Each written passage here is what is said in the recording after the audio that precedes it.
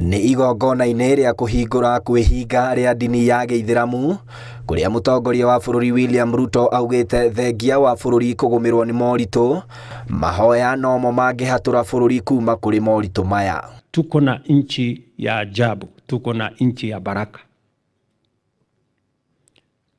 na hiyo baraka itazidi wakati tunamuomba Mungu. So I want to ask you as religious people, as people who believe in God, to continue to pray for our nation.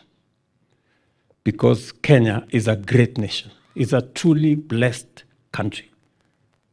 And it is our responsibility to make it greater. And we have what it takes to take Kenya to the next level. Ihinda-inĩ o rĩu Ruto nĩaugĩte thirikari yake nĩyeheretie mĩtaratara mĩritũ ya gũthũrima arĩa maroya ibandĩ nĩguo gũtigĩrĩra Akenya nĩmeyandĩkithia hatarĩ na kĩremithia o gĩothe. And from the beginning of May this year,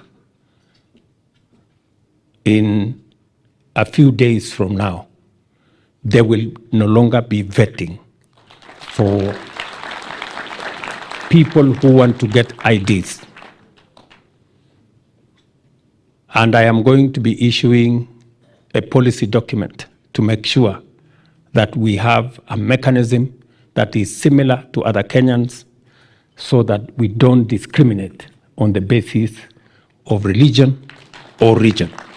Kwa maneno ya ndugu zetu wa Nubi, ni kweli they have not been gazetted as a